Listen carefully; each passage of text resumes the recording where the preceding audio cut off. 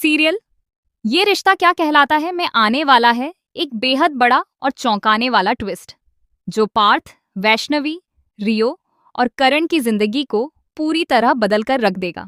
अब तक जहां सभी लोग वैष्णवी को गलत समझ रहे थे और पार्थ भी उससे दूर हो चुका था, वहीं अब सच्चाई धीरे धीरे सामने आने वाली है। कहानी में सबसे बड़ा मोड़ तब आएगा जब करण को उन तस्वीरों की असली सच्चाई पता चलेगी, जिनकी वजह से पार्थ और वैष्णवी का रिश्ता टूटने की कगार पर पहुंच गया था। अब तक सभी को यही लगता था कि वैष्णवी ने खुद नकुल को अपनी तस्वीरें भेजी थीं और उससे अपनी शादी के जोड़े, रंग और लुक के बारे में राय मांगी थी। लेकिन असलियत इससे बिल्कुल अलग है। करण को पता चलता है कि वे तस्वीरें वैष्णवी ने नहीं बल्कि रियो ने नकुल को भेजी थीं। यह सच जानकर कर्ण पूरी तरह हैरान रह जाता है। उसे समझ में आने लगता है कि यह सब एक सोची समझी साजिश थी, जिसका मकसद पार्थ और वैष्णवी को अलग करना था। तभी उसे एहसास होता है कि कोई ऐसा व्यक्ति है जो शुरू से ही नहीं चाहता था कि दोनों एक हों।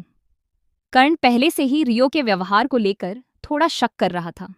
दूसरी तरफ नंदिनी का तुलसी के साथ गलत तरीके से बात करना भी उसे पसंद नहीं आया था। उसी समय उसके मन में यह सवाल पैदा हुआ था कि आखिर इस पूरे मामले के पीछे कौन हो सकता है। अब जब एक एक करके सारे सबूत उसके सामने आने लगते हैं, तो उसे पूरा यकीन हो जाता है कि रियो ही इस साजिश का मास्टरमाइंड है। इसके बाद करण फैसला करता है कि वह जल्दबाजी में कोई कदम नहीं उठाएगा। वह पूरे घर पर नजर रखता है और रियो की हर हरकत को ध्यान से देखने लगता है। धीरे धीरे उसे यह भी पता चल जाता है कि रियो वैष्णवी से प्यार करता है और किसी भी कीमत पर उसे पाना चाहता है।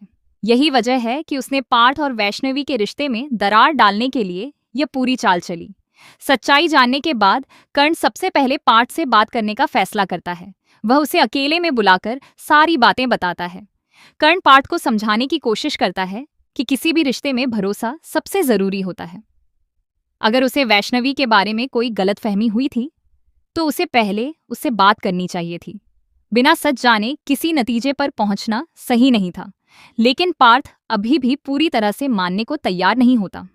उसका कहना होता है कि अगर वैष्णवी ने रियो को इतनी आज़ादी न दी होती तो वह उसकी तस्वीरें किसी और को भेज ही नहीं पाता। पार्थ का गुस्सा और दुख अभी भी कम नहीं हुआ है। वह खुद को धोखा खाया हुआ महसूस कर रहा है। कर्ण लगातार उसे समझाता है कि गलती और साजिश में बहुत फर्क होता है। अगर किसी ने भरोसे का गलत फायदा उठाया है तो उसकी जिम्मेदारी केवल वैष्णवी पर नहीं डाली जा सकती। कर्ण की बातें सुनकर पार्थ सोच में पड़ जाता है, लेकिन उसके मन का संदेह अभी पूरी तरह खत्म नहीं होता। इधर दूसरी तरफ रियो को बिल्कुल भी अंदाजा नहीं होता कि उसकी सच्चाई अब ज्यादा देर तक छिपी नहीं रहने वाली। वह खुद को सुरक्षित समझ रहा होता है, लेकिन कर्ण उसके खिलाफ सारे सबूत इकट्ठा कर चुका होता है। जल्द ही वह समय आने वाला है जब पूरे परिवार के सामने रियो का असली चेहरा बेनकाब होगा। जैसे ही तुलसी और परिवार के बाकी लोगों को यह पता चलेगा कि वैष्णवी निर्दोष थी और असली गुनहगार रियो है, घर में बड़ा हंगामा मच जाएगा। तुलसी का गुस्सा 7वें आसमान पर पहुंच जाएगा।